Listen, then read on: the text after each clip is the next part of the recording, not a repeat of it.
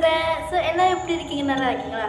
ஒரு 2-3 நாளாக வீடியோவே காணோம் அப்படின்னு நான் நினைக்கிறேன். ஸோ நான் வீடியோ போட்டிருப்பேன், எஸ்சிபி பற்றியே போட்டிருப்பேன்னு தெரில. எஸ்சிபி கிடையாது, ஒரு வீடியோ போட்டிருப்பேன், வேறு ஏதோ வீடியோ போட்டிருப்பேன். ஸோ இன்றைக்கி மறுபடியும் எஸ்சிபி பற்றி பேச வந்திருக்கேன். என்ன சொல்லியிருந்தேன், எஸ்சிபி பேச போகிறேன். SCP 4966 பார்த்து தான் பேச போகிறேன்.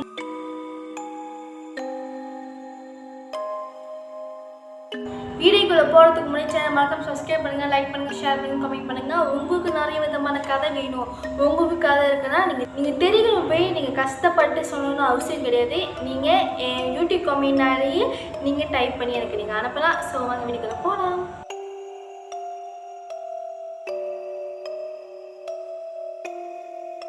இந்த SCP எப்படி இருக்கும் பார்த்தீங்கன்னா இது பார்க்கறதுக்கு ரொம்பவே அழகாக இருக்கும். மெத்த மீறி இருக்கும், மெத்த மீறி பெருசாக குண்டாக அழகாக இருக்கும். ஆனால் இந்த SCP கிட்ட ஆமாம், அந்த SCP கிட்ட நீங்கள் போகவே கூடாது. ஏன் போகக்கூடாது அப்படின்னு கேட்டிங்கன்னா, இந்த SCP பின்னாடி அவ்வளோ பெரிய ஹிஸ்டரி இருக்குது. ஸோ அதுதான் இன்றைக்கி நம்ம கதையை சொல்ல போகிறோம். இந்த SCP இது ஒரு குண்டா மெத்த மாரி இருக்கும். இந்த SCPயால் உங்களை கொல்லவே முடியாது. இப்போ நீங்கள் கத்தி எடுத்து அந்த SCP குத்துனீங்கன்னா அந்த SCP சாகாது, அது அப்படியே உயிரோடு தான் இருக்கும். அதுவும் இல்லாமல் இந்த SCP ஒன்று பார்த்துருச்சுன்னா அந்த SCP அப்படியே செய்யும். இப்போ சும்மா நான் போய் உட்காந்து நார்மல் சாப்பிட்றேன், அந்த SCP கிட்ட போய் சாப்பாடு கொடுத்து நீ சாப்பிடு அப்படின்னு சொன்னாங்க. என்னை பார்ப்போம், என்னை பார்த்துட்டு அதுவும் என்னை மாரி சும்மா கையில் எடுத்து சாப்பிட்டுக்கிட்டு இருக்கும். எது பார்த்தாலும் இப்படியே செய்யும். சும்மா இந்த சைடு பூனைக்கு சாப்பாடு வச்சுருக்காங்க, பூனை சாப்பிட்டுட்டு இருக்கு. இந்த SCPக்கும் மிருகம் சொல்லிட்டு இதுக்கும் சாப்பிட வைப்பாங்க. சாப்பாடு வைக்கும்போது இது கொஞ்சம் மிருகம் தான் சாப்பிட வைப்பாங்க. அந்த SCP இந்த பூனையை பார்த்து அப்படியே சாப்பிடும். SCP கிட்ட இந்த விஷயம் தான் இருக்குது. அதுக்கப்புறம் என்ன கேட்டிங்கன்னா இந்த SCP ஒரு இது பார்த்துட்டு கீழே காக்கா செத்து போய் கிடக்கு, செத்து போய் கீழே உழுந்து கிடக்குன்னா இந்த SCP போய் எடுத்து சாப்பிடும். வாயில் போட்டு சாப்பிடும். அந்த காக்கா எவ்வளோ சைஸுக்கு இருக்குன்னு பார்த்துட்டு வாயில் அவ்வளோ பெருசாக திறந்துட்டு அந்த காக்கா சாப்பிட்டோன்னே அந்த SCPயும் காக்கா உருவத்துக்கு மாறி பறந்து போகும். அந்த SCP கிட்ட இந்த மாரி ஒரு பவர் இருக்குல்ல.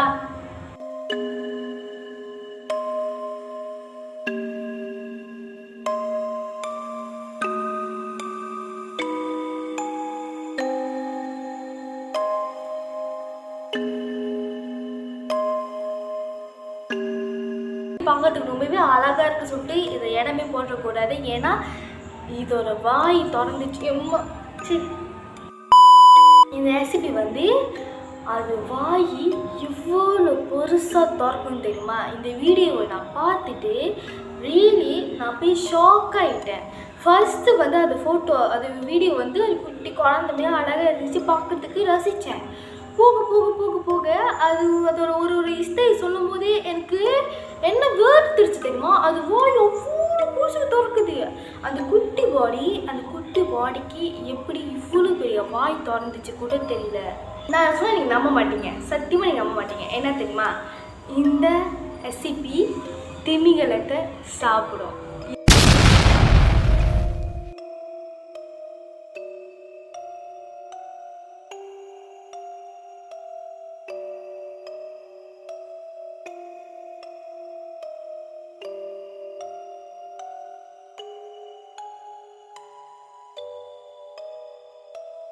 எப்படி சாப்பிடும் தெரியுமா? வாயை திறந்து அந்த திமிங்கலத்தை அப்படியே முழுகும். நானே நம்பலை. அவ்வளோ குட்டியான உடம்பு அவ்வளோ பெருசுக்கு வாயை திறந்து இந்த திமிங்கலத்தை முழுங்கி சாப்பிடும். அது அவ்வளோ இது.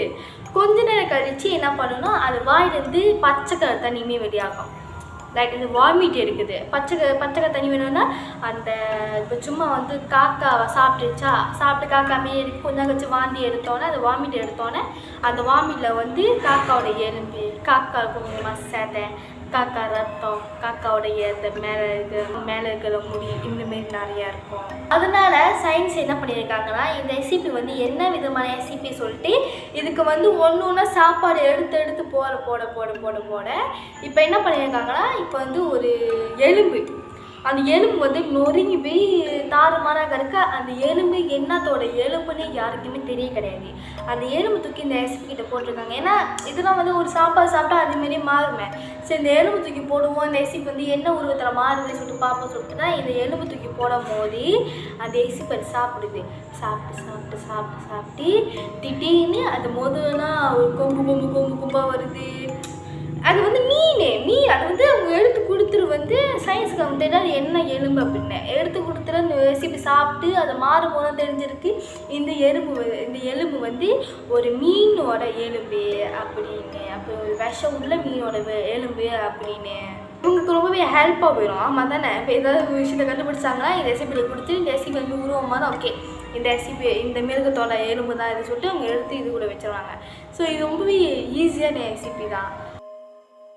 ஆனால் என்னன்னா ஒரு இது பார்த்தேன், இந்த வீடியோ நான் போகிறேன் ஆனால் சொல்லிக்கலாம் இந்த ரெசிபி கிட்ட வந்து இலை கொடுத்தாங்க. இந்த ரெசிபி வந்து ஒரு சயின்ஸ் என்ன பண்ணியிருக்காங்கன்னா இலை கொடுத்துருக்காங்க. இலை வந்து சாப்பிடுதா அப்படின்னு இலை கொடுக்கோட அந்த இலைக்கிட்ட போது மூந்து பார்க்குது, அப்படி பின்னாடி வந்துடுது. ஏன் பின்னாடி வருதுன்னா அந்த ரெசிபி வந்து அந்த இலையை சாப்பிடாது, அது சாப்பிட பிடிக்காது. அந்த இலையை வச்சு அந்த ரெசிபி விளாண்டுக்கிட்டு இருக்கு. லைக் அது வந்து விளாடுது, அது மேலே குதிச்சு விளாண்டுக்கிட்டே இருக்குது தெரியுமா? அப்போ தான் தெரிஞ்சிருக்கு சயின்ஸுக்கு இந்த ரெசிபி வந்து இலையெல்லாம் பிடிக்காது, இதுக்கு வந்து மிருக வித மாதிரி இருந்தால் இந்த ரெசிபிக்கு ரொம்ப பிடிச்சிருக்கு அப்படின்னு சொல்லிட்டுனா இந்த ரெசிபி கிட்ட வந்து இந்த மிருகம் இதெல்லாம் கொடுத்து இது பண்ணியிருக்காங்க. ரெசிபி கதை முடிஞ்சிருச்சு. எனக்கு ரெசிபி 496 வந்து எனக்கு இது வரைக்கும் தெரியும், அவ்வளோ டீட்டெயில்ஸாலாம் தெரிய கிடையாது. ஸோ உங்களுக்கு ரெசிபி இது ஃபுல் டீட்டெயில்ஸ் வேணும்னா கூகுளில் யூடியூப் தட்டி பார்த்தீங்கன்னா வந்து கண்டிப்பாக உங்களுக்கு ரெசிபி வந்து கிடைக்கும், அது வரும். ஸோ இதில் நான் வீடியோ முடிச்சுக்கிறேன். See you to the next video. Bye bye.